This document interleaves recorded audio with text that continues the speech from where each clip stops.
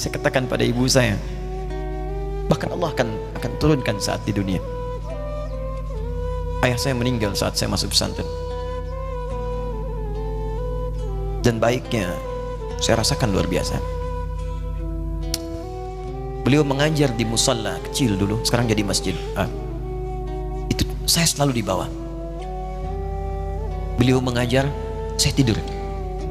Sekarang gantian, saya mengajar, beliau tidur. Dan kadang di pangku, gendong sampai pulang. Saya pernah sengaja pura-pura tidur untuk ingin tahu apa yang dikerjakan ayah saya di jalan. Jaga betul supaya nggak bangun.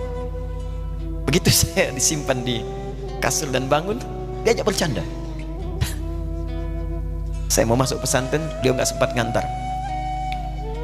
Saya bertemu, beliau menangis, peluk saya, minta maaf, nggak bisa ngantar ke pesantren. Saya belum mengerti apapun saat itu. Saya bertekad, insya Allah saya belajar dengan sungguh-sungguh. Sepekan, 2 pekan saya dapat panggilan pulang. Saya tanya pada kakak saya yang ikut, sekarang ada di sini. Di mana ayah? Beliau nggak jawab. Sampai di Bandung, paman saya, beliau sekarang Sekum MUI Jawa Barat, langsung menyampaikan, nampaknya nggak akan terkejar sampai sana, mungkin sudah dimakamkan. Saya ngerti, paham saat itu bahwa beliau telah wafat. Maka saya pulang. Maghrib saya sampai, saya dapati ibu di ruangan tengah. Saya datangi, saya menahan tangis, tidak menangis sedikit pun, untuk membahagiakan ibu saya. Saya datang, saya peluk, saya temani tidurnya. Itu pertemuan saya dengan ayah saya terakhir di mimpi. Saya bermimpi melihat sudah pakai kemeja, tersenyum, mendadahi saya. Sudah. Besoknya saya cari ke kamar, ternyata Allahu Akbar, apa yang selama ini saya pelajari di pesantren, kitabnya sudah ada di kamar semua, sudah disiapkan. Saya menangis saat itu. Saya bawa mushaf. Jadi bapak saya, ayah saya, itu bajunya pun saat wafat dibagikan kepada sahabat-sahabatnya. Bajunya, kitab-kitab ini dibagikan. Ibu saya menunjukkan kemudian ada jam yang nanti nak pakai. Saya bilang simpanlah. Saya bawa mushaf. Dengan mushaf itu saya duduk di ruangan tengah, saya menghadap ke kiblat dan saya mohon kepada Allah, ya Allah, saya tak punya kemampuan lagi membahagiakan ayah saya saat hidup di dunia, tapi mohon jadikan setiap huruf dalam Al-Quran ini, ya Allah, pahalanya mengalir untuk ayah saya. Begitu saya bacakan saat itu, tak bisa saya berhenti, dan tiba-tiba langsung masuk ayatnya, artinya, posisinya, nomornya, gak pernah berhenti, masuk. Saya bertekad ingin berbuat baik. Puncaknya saya sekolah. Ibu, ya Allah, saya ingin berbakti pada ibunda saya. Anda tahu apa yang terjadi? Demi Allah saya katakan, ketika Anda bersabar, ibu saya, Bu, Pak, itu krisis 97 Pak. Waktu krisis saya masuk pesantren, saya diberikan sempurna bekal seperti anak-anak lain. Rupanya ibu saya sudah tanya kepada santi-santi, orang tuanya, berapa bekal Anda kasihkan? Dikasih yang paling tinggi itu dikasihkan pada kami tiap bulan. Saya terima. Satu kali libur saya pulang dari jauh, ibu saya tersenyum melihat, sedang timur pakaian melihat saya. Begitu saya tiba, kaget saya. Ini kok pakaian ibu saya, pakaiannya nggak cocok dipakai gitu. Ini bukan pakaian ibu saya, kayak kain pel lah kalau sekarang. Saya masuk ke rumah, saya kejar, saya buka pakaiannya, lemarinya, saya nggak temukan sedikit pun. Saya kejar kakak saya, dia sudah siapkan makan. Kak perempuan kami yang kedua, mana pakaian ibu saya? Perhatikan jawabannya. Dia menangis saat itu. Dia bilang, mama itu telah menjual semua perhiasan dan pakaiannya untuk pendidikan kamu. Jual. Untuk kita kan ya, jual. Dan bertahan dengan 150.000 per bulan saat krisis. Jadi rupanya ibu saya itu makan nasi sehari cuma sekali. Beliau mengajar, di berangkat sekolah itu cuma makan pisang, minum kopi, makan nasinya malam. Saya bilang, ya Allah, saya akan ganti baju ibu saya dengan kain ihram dan saya gandeng tangannya di Masjidil Haram. Atau apa yang terjadi? Begitu saya kuliah di Libya, alhamdulillah, saya berangkat, saya mulai mengajar, saya serius belajar. Saat itu kemudian Allah mulai berikan jalan. Saya ingin sungguh-sungguh. Malam saya bangun, saya sholat, saya belajar, saya menghafal Quran, saya belajar riwayat Quran. Sampai puncaknya tiba. Saya ditugaskan pemerintah Indonesia saat itu untuk jadi petugas haji di Mekah. Saya telepon ibu saya. Saya bilang, Ma, saya insya Allah akan haji 2010. Saya telepon Februari saat itu. Saya dengar suara, terbayang wajahnya, indah, senyuman, bahagia. Alhamdulillah, nak. Kapan berangkat? Tahun ini insya Allah. Saya bilang, dan saya tidak akan pernah berangkat kecuali mama pun akan berangkat. Terdengar nada pesimis tapi senyum. Dari mana katanya? Allah akan kasih, saya bilang. Saya sedang bekerja, berusaha karena Allah. Mustahil Allah akan sia-siakan gitu. Berapa butuhnya?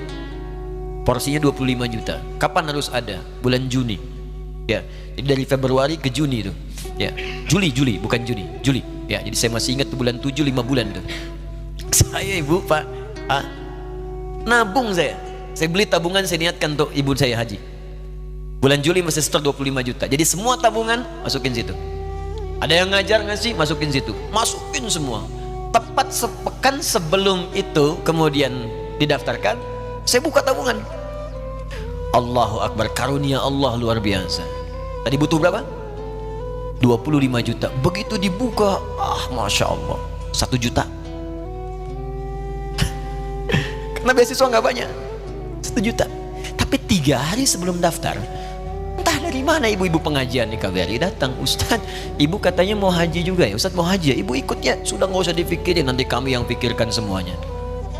Tiba-tiba dikirim, bayar porsinya di sana, dapat koper paling besar. Bayangkan, tadinya kopernya belum datang, telepon lagi, nak, koper belum datang katanya. Saya bilang, Ma, tenang aja, apa hajinya nggak jelas ini? Tidak jelas, saya bilang, insya Allah. Ya. Nah, cuman beritanya berbeda. Begitu saya telepon lagi, Ma, gimana bisa? Nah, telah keluar pengumumannya. Kapan, Ma? 2013. Loh, kan saya haji 2010, nggak bisa, harus 2010. Lihat kalimat ibunda saya. Nah, jangan pernah mengambil hak orang lain. Allah kasih 2013, alhamdulillah. Saya bilang, Ma, kita tidak harus mengambil hak orang lain, tapi kita meminta kepada Allah yang memanggil kita. Boleh jadi Allah akan berikan tambahan kuota pada tahun ini. Doa lagi, minta, datang ke masjid. Tiba-tiba ada sidang Oki di Istanbul saat itu, keputusan 1.000. Setiap ada 1.000 muslim, 1 kuotanya. Saat itu Indonesia dapat tambahan 22.000, termasuk ibu saya ada di situ. Ya, acara malam Al-Qadar 27 Ramadan, malam masih ingat betul, saya jadi MC dengan rektor pada saat itu.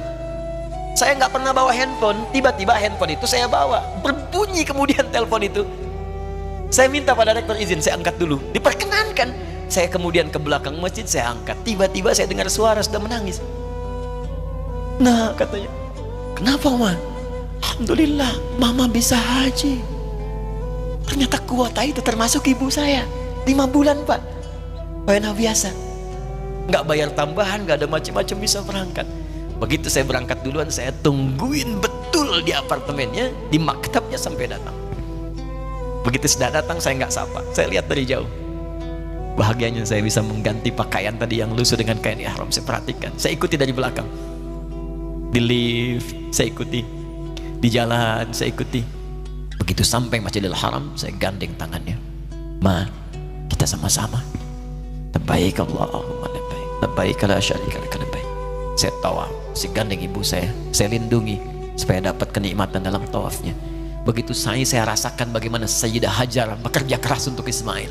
Saya balas di situ. Saya gandeng tangan yang kanan. Saya minta pada Allah, muliakan ibu saya, ya Allah, muliakan ibu saya, muliakan, berikan saya kesempatan membahagiakannya. Cuman yang kanan digandeng, yang kiri kosong, karena sudah tidak ada. Jadi ketika Anda belajar pun untuk menjadi ulama, Allah akan muliakan Anda. Orang tua Anda akan dapat bagiannya. Yang hafal Quran itu Musa, yang bisa haji bapak ibunya. Kemarin saya jadi Amirul Hajj dari kedutaan Saudi berangkat, membawa 350 orang rombongan. Siapa yang saya bawa? Ahli Quran yang hafal Quran, anak-anaknya. Ahmad Kamil yang haji, pengajarnya, murabbinya, ibunya, temannya, banyak yang berangkat. Yang berangkat siapa? Calon ulama. Dijadi ulama itu jangankan sudah jadi, kalau benar caranya, baru bergerak pun Allah pasti akan jaga. Kalau benar caranya. Di satu pertanyaan tadi, pilih mana orang soleh atau ulama? Jangan pisahkan. Karena jadi ulama itu adalah tingkat tertinggi bagian dari orang saleh. Jadi mesti ada yang jadilah di keluarga. Pilih satu mungkin ahli Quran, kedua ahli hadis, yang lain dunia, tapi dunia diniatkan membantu ibadah. Jadi arsitek buat bangun masjid, bangun pesantren, pahala banyak. Insya Allah akan dibuka oleh Allah, insya Allah.